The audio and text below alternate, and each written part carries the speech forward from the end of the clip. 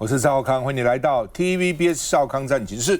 在我们现场特别来宾，沈富雄委员、高嘉瑜委员、黄伟汉先生、吴宗宪委员、陈凤馨小姐。伊朗哇，血腥扫射镇压，因为一定是这样子啦。哦，开始的时候呢，群众上街头，然后呢，当政者就不肯放松，就开始镇压，群众越多，当者越来越激烈。尤其呢，群众没枪啊，当政者有武器啊，而现在武器越来越精密，杀伤力越来越强。哦，结果就是这样哦。然后呢，现在说已经6000死了。昨天有3个数字，一个说是100多，一个说是500，一个说2000。哇，睡一觉起来发觉已经说有6000个死了，而且呢，昨天说医院里面尸体成堆，现在变成街道上这个尸体成堆。哦，那到底会怎样？哦，现在就比看谁能够坚持更久。哦，但是不容易坚持，因为这个除非你再多点，然后都很大规模，哦，让政府没有办法啊。那否则的话呢，他有枪，他有武器，他把你抓出来关，已经关了，说1万人，有的说3万人。美国媒体说，伊朗外长上周末联系美国特使威科夫，今后几天就可能举行会谈了。川普也说他们打电话给我了，打电话给我了啊。不过呢，我们会见面啊，谈核限制啊。但是这之前我可能这个选择动武啊，哦，所以美国说安排要双边会面，可是还会行动。所以呢，川普说伊朗紧急打电话给我，是要和谈判啊。那么另外呢，白宫突然呢在网络上说天有美军，天有美国，而且我们正要开始。那白宫这个国防部附近的披萨指数暴涨，就是去买披萨多了就表示在加班啦。老美吃的是很没学问的，吃就那几样，加班就吃个披萨哦。那不像我们有这么多选择哈。白宫说呢，川普在考虑发动空袭，阻止伊朗镇压示威者。哦，要你打这个示威的人，我就打你哦。川普前2天就这样的警告了啊。另外呢，美国大使馆叫美国公民赶快离开伊朗，到土耳其到旁边，不要留在伊朗了。那有人讲是不是要空袭了？因为炸弹不长眼睛啊，你空袭怎么知道打到是谁呢？搞不好打到美国人呢，所以赶快离开哦。那另外呢，伊朗哈米尼把川普呢化成在史官里面的被他们列解瓦解史官。说这个人将被推翻，那不要以为这个人可以搞多久哦。这个沈富雄不用羡慕哦，他很快就被我们这个干掉了。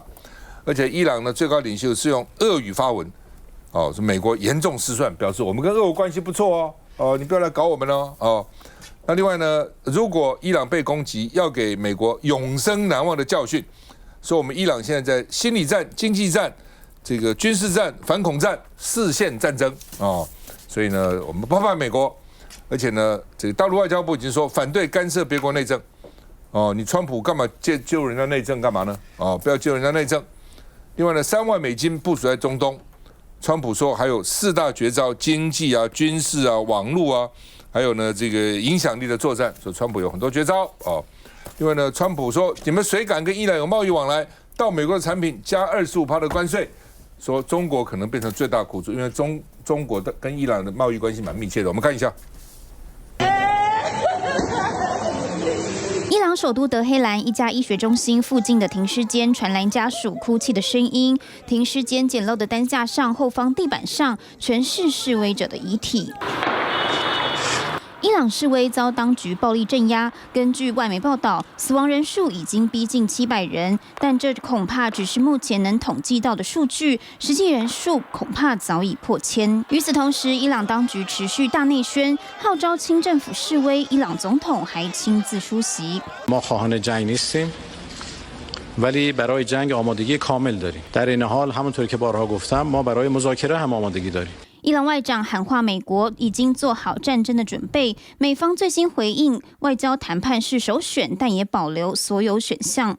Well, I think one thing President Trump is very good at is always keeping all of his options on the table, and airstrikes would be one of the many options that are on the table for the commander-in-chief. Diplomacy is always the first option for the president. 美国总统川普则在个人社群平台宣布，即日起对和伊朗有商业往来的国家加征25%的关税。老师怎么看？我觉得现在我那时候呢很乱，伊朗更乱，那格陵兰呢很不安。那这3个国家每天都在变动，变动的幅度有多大？完全看川普的一念之差。那川普在面对《纽约时报》4个记者2个小时的访谈当中，他讲得很白啊，他说我会尽所有的力量抢所有我抢得到的利益，我不太在乎什么国际条约啊，或者什么国际法。他说所有的标准如果还有的话，我的道德观是我最低的标准。所以我喜欢这一点，我喜欢。我觉得川普最大的，我认为可以欣赏的，就是说他非常的直白。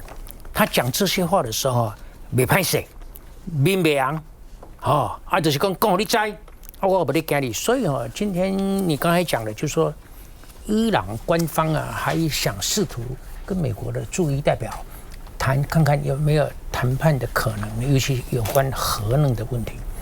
我觉得这表示伊朗其实到目前为止还不了解川普。你越是在这个关键的时刻想要跟他谈，川普越兴奋，要拼命干脆就把你干掉。所以我觉得在川普，我们不晓得川普还能够嚣张多久。如果没有意外的话，他有3年；但是有意外的话，他恐怕1年都不到。但是我们应该要待人以宽，就假定他还有3年。我觉得川普现在的非常无法无天、目无法纪，黑帮中的黑帮，老大中的老大，像这种做法，我们起码可以学得一些，不要说教训一些心得。我觉得川普的做法，我们最好的方法是以其治人之道，还治其身。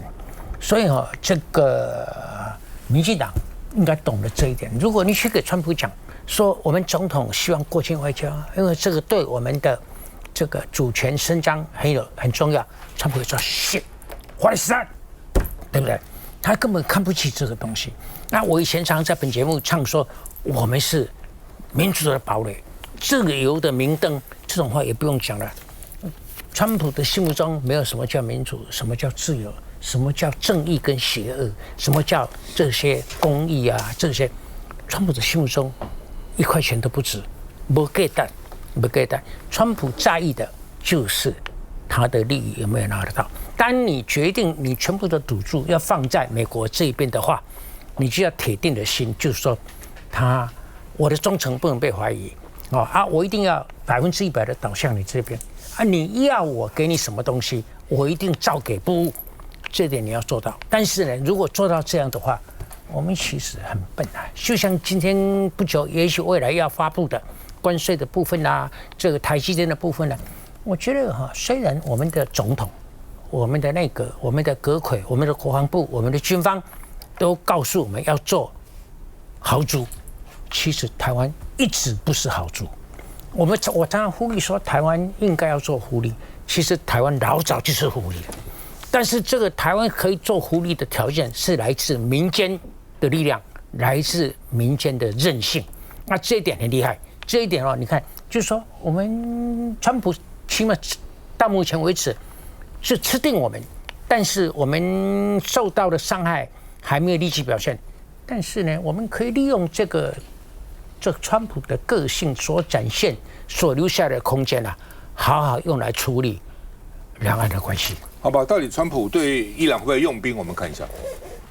伊朗街头成千上万名民众高喊口号，但力挺的对象是哈米尼政府。与外媒不同，国营电视台大篇幅报道的是伊朗多地举行亲政府集会，画面中支持者挥舞国旗、高举古兰经与最高领袖哈米尼照片，展现对神权体制的效忠。伊朗总统也亲自现身德黑兰集会现场，表态力挺。伊朗政府同时宣布全国哀悼3天，强调不少执法人员在示威活动中丧命，他们被哈米尼政府形容是对抗美国与以色列的烈士。就在伊朗内部对立升高之际，美国也持续施压。被外界视为美国军事行动风向球的五角大厦披萨指数近期客流量异常升高。同一时间，美国驻伊朗虚拟大使馆也发布安全示警，要求当地美国公民应立即离开伊朗，让外界揣测美国军事介入的可能性大增。Diplomacy is always the first option for the president. However, with that said, the president has shown he's unafraid to use military options. 美伊关系白热化，哈米尼在社群平台 X 发文痛批川普妄自裁决事世界迟早被推翻，还附上一张将川普描绘成崩塌棺材的讽刺图片。伊朗外长则放话已做好战争准备，不过也表示愿意与美国对话，保留谈判空间。那委员怎么看？其实我们要看哦，这一次这个活动哦，这个运动从罢市一路演变到已经类似革命状况。其实你回过头去看，其实它跟那个2009年的那个绿色运动啊，还有2022年那个哈米尼抗争，其实不太一样。这次它主要是从12月28号那一天，好像是那个汇市崩盘开始嘛。那崩盘之后，其实它这段时间一路以来，它的像它通膨，我看了一个数据是飙了42%，食物飙了70几%。那这个状况下，导致非常多的中产阶级，包括商人，他们开始有意见。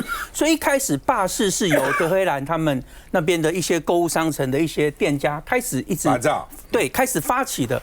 然后一路以来延伸越来越严重。那其实我们回过头去看，他们其实今天不满的是，我觉得从去年的那个伊朗跟以色列之间的战争，然后导致一路以来的经济发展状况，这个都有关联性。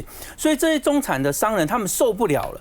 所以刚刚说这是不是一定跟什么反美什么这一群人是不是反美？我觉得也不是说100%有绝对的关联性啦，很多时候是跟自己国内的这个经济状况有非常大的关系。我想现在人，即使他是个比较宗教的国家，但是他们人民在获取知识的资讯的时候，他也是相对于以前是透明非常多。他知道自己现在经济状况，其实导致他非常可能不好了，所以他当然就会出来去抗议。所以这个由中产阶级发起的这个活动，这对一个国家来说其实是很严重的。这跟早期的那些运动啊，从学生啊等等，或是从一些刺激团体出来的，其实状况不太一样。那目前到1月初已经100多个城市都已经陷入这样的风暴中了。我觉得这个其实不是那么好收拾。那我们再回过头来看，其实伊朗现在也是腹背受敌嘛，包括之前他核设施被美国攻击，其实他也是毫无招架之力。所以他这一次在同时镇压这个动乱的同时，他又还要在思考外部的一些军事风险。我想这也是他将来要面对到的一些问题啦。那最后我想提一个东西，就是其实我们要去思考一个点，在面对我们的领导者，他是独裁或他是民主，有时候有一个点很重要，就是国内的经济。如果当你今天国内经济不好的时候，其实你走高压的方式或走民主的方式，我觉得都会崩盘。我们从这个地方可以看得出来。所以有时候我们去看我们现在国内股市上几万点，其实那个不是重点。我们的薪资中位数连4万块都不到，所以你说我们薪资平均数到多高了，那个其实没有用。我们的中位数就是很低。那其实大部分的庶民的生活状况是不好，这时候人们对于政府其实就会不满了。经济啦，对了，因为台湾现在变成这个强弱很清楚了啊，你有买半导体股票的啦，搞什么高科技的啦，美国的这个 M7 Magnificent 7的啦，都很好，其他就很惨。我们有65%的这个上市柜股票在年线之下，在那个基层很苦啦。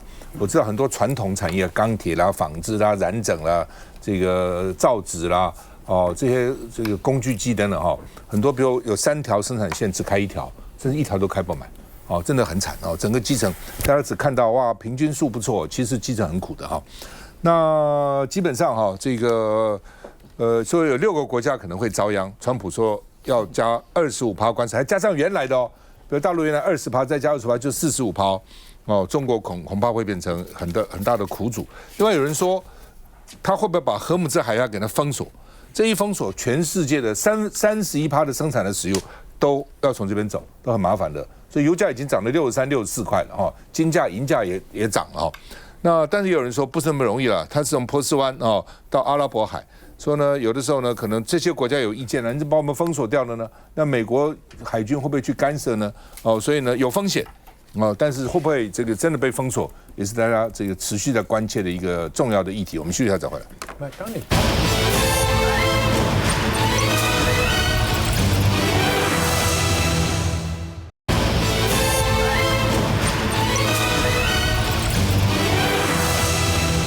把川普这个仿冒维基百科的那个样子照一张相片说自己是委内瑞拉的代理总统 acting 代理总统你不觉得他有病吗？那有没有病？反正是美国总统啊。委内瑞拉代总统呢，委内瑞拉现在有个代总统，就是副总统，那代总统的哦。他说呢，要营救马杜洛夫妻回国，说而已，你怎么营救啊？对不对？都你抓去，你怎么营救啊？不过当然他为难是一方面要满足川普，要满足国内的保守势力，两边都要满足。所以有时候讲话骂川普，有时候说我们跟他合作哦等等啊。那另外呢，这个美国是不是变成川普是不是变成美国大帝啊？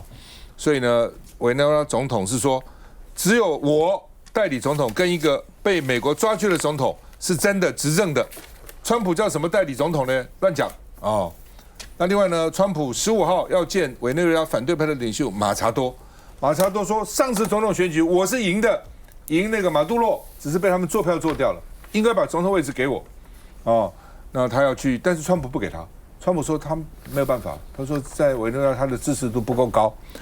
那川普也很气，他为什么拿诺贝尔和平奖？应该是我川普得，怎么是他得呢？那所以他也很聪明，他现在说，我能不能把我的诺贝尔和平奖给川普？我转让给川普。那现在呢，诺贝尔和平奖委员会就说，怎么可以转让的呢？我们给你就给你了，怎么你可以转给他呢？哦，他就拍川普马屁，知道川普喜欢这东西哦，所以说我哪有资格得啊？我哪有资格？我只是反对马杜洛，川普比我伟大多了，比我伟大100倍，他把他抓走，你看川普多伟大，和平奖应该给他哦。那另外呢，这个川普社群说他是委内瑞拉代理总统，还说国务卿卢比欧应该去当古巴总统哈，所以以后呢，人家都是各国是派大使，现在美国不是派到各国当总统哈。那另外呢，这个古巴的国家主席很气，说我们古巴是自由、独立跟主权国家，我们要誓死捍卫古巴，怎么就派一个美国国务卿来当我们的总统呢？哦，所以呢，他们当然不愿意了啊。那川普是吃豆腐了。那另外委内瑞拉说美国入侵把总统抓走是21世纪的战争罪啊，那问题谁能判川普罪呢？啊，《纽约时报》说普丁一句话都不讲，照理讲普丁应该讲话，没讲话，说为什么普丁现在为了俄乌战争拉拢川普更重要，所以呢，对于这个委内瑞拉他讲话都不讲。那因为美国在委内瑞拉封锁海岸线呢，而且呢，现在已经第5艘游轮都被他像你看登船就跑到人家游轮上要扣押人家。那大陆有一个游轮，本来2艘要去的，现在呢赶快转向，不到委内瑞拉，好汉不知眼前亏啊！所以大陆网红就很生气啊！我们中国哪会怕美国呢？怎么我们的船要掉头不敢去呢？那就不敢去，不进去了啊，免得到时候被扣押啊。那另外呢，这个川普放狠话，10天里面4次说要格陵兰，那是我的 ，It's mine。如果因为丹麦说，如果你强压格陵兰强拿走，就会影响到北约，影响就影响嘛，影响什么关系？我根本不在乎北约啊，我就想退出了，影响就影响。所以川普说，我哪管了？而且我已经准备好对任何丹麦政府说他准备好对任何攻击的开火，想要打美国了哈。问题打得过吗？所以呢，1月4号川普说要格陵兰，1月8号我们必须拥有格陵兰，1月9号说呢我们要购买格陵兰但是还没有考虑，虽然出了10万美金讲而已，并没有真正的想。1月11号说呢，如果影响北约就影响，但是无论于任何方式，我们都要得到格陵兰，格陵兰势必得到不可那所以呢，委内瑞拉已经被袭击了以后，格陵兰能够逃掉吗？不过只是现在因为重点放到这个伊朗去了，所以现在还有人管什么乌克兰吗？好像没有乌克兰了。问题是俄罗斯还在打俄罗斯停止了吗？没有停止，这么冷的天气继续在轰炸，继续给你断电，继续给你断暖气那边还在进行，他好像已经忘掉乌克兰这回事了。我们看一下。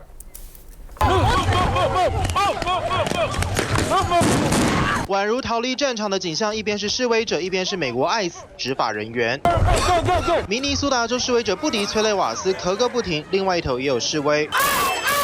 示威者要 ICE 探员滚出家园 ，ICE 又是催泪瓦斯回敬。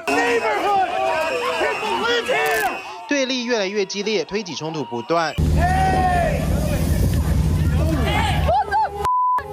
有示威者想用肉身阻挡 ICE 车辆，被探员一把狠狠撂倒在地。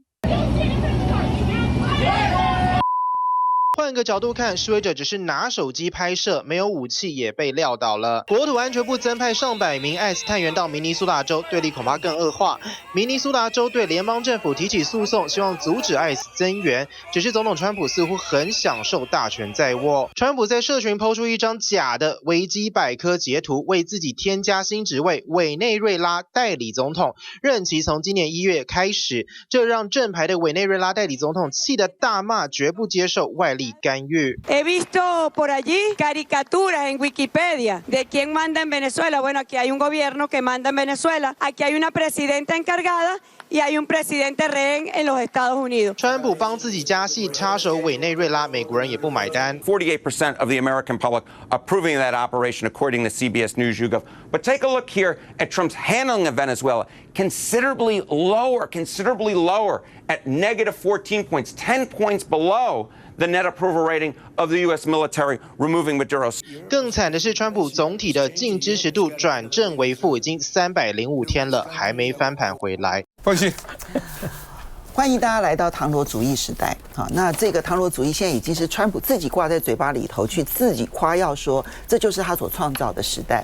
我们现在不管是看委内瑞拉的情势，或者伊朗的情势，乃至于未来要去看格陵兰的情势，他都跟川普脱不了干系。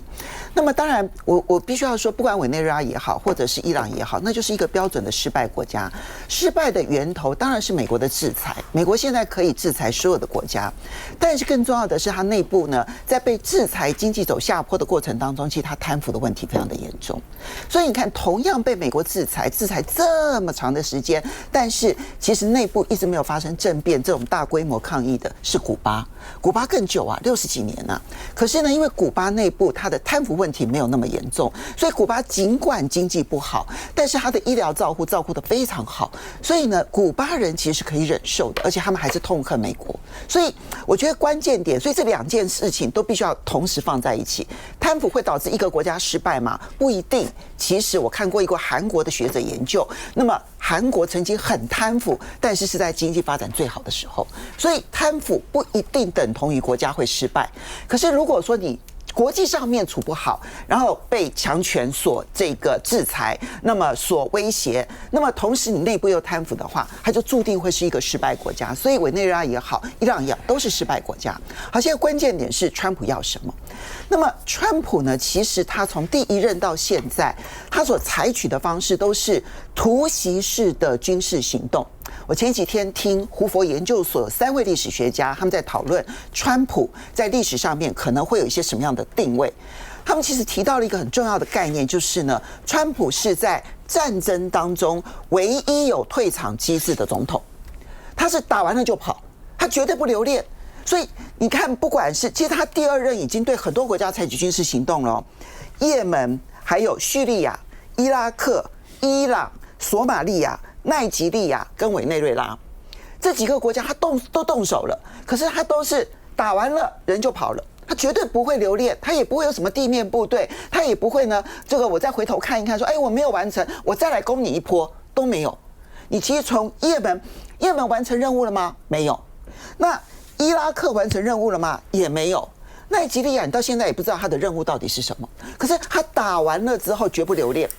那现在看起来委内瑞拉他要的就是我掌控你委内瑞拉的油。伊朗现在他到底目标是什么？是帮以色列去掌控伊朗吗？我们现在不清楚，因为不清楚你就不知道他会采取到什么样程度的军事行动。关键在于这个唐罗主义到底会维持多久的时间？我现在判断它是会维持很久的时间。为什么？因为刚好就在上个礼拜五，其实周末的时候，我搜很多的网站，然后我去看了易普所网站，这是美国的一个非常知名的民调机构，它跟美国的公共广播电台这个就是这个 NPR 这个系统，他们合作在去年底做了一系列的这个民调。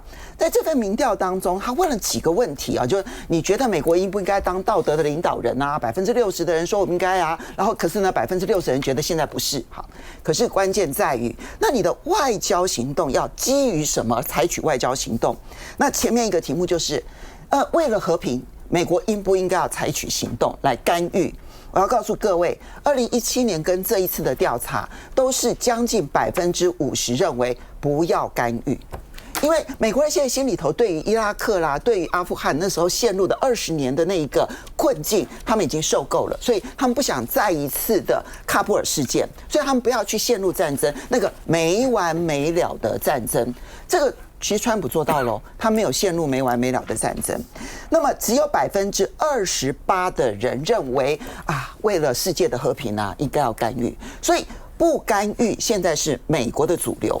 那你说不干预，那可是川普还是打啦。可是我刚刚讲了，他就是有限度的突袭式的打，打完了就走。那能完成目标很好，不能完成目标，我威慑到了。好，可是第二个问题就重要了。第二个问题啊是在这里哈，如果能够拍得到，因为这手机非常的小，这份民调当中显示，认为美国要干预的理由是什么？认为如果是要让美国或者是美国人更加的富裕的话呢，是46%。这个是2017年的调查，当时呢是41%，现在是46%。那么认为说呢是要什么民主啦、人权啦采取行动的，现在只剩下32%。在2017年的时候还有42%。所以我为什么说，其实你要知道，就川普是有民意基础的。就当他说我打完了委内瑞拉，我抓了他的总统，全世界为之震撼，然后我告诉大家，委内瑞拉3000万桶的石油是我的。美国他现在民调是上升的，因为觉得你威慑也做到了，然后你该抢的资源你也抢了，所以他会大辣辣的在《纽约时报》接受专访的时候说，我现在道德没有什么国际法，只有我个人的道德，只要我能够去帮美国抢到的资源，我都会做。那这就是川普。可是这只是川普吗？我们现在看那份民调当中，46%的美国人认为，为了让美国更富裕，让美国人更富裕，就可以动手。可是32%的人才会跟你谈民主、人权的价值。美国其实已经改变了。川普在2016年当选，2017年开始就任总统，他当时所有的外交的基本作为，其实拜登都继承了。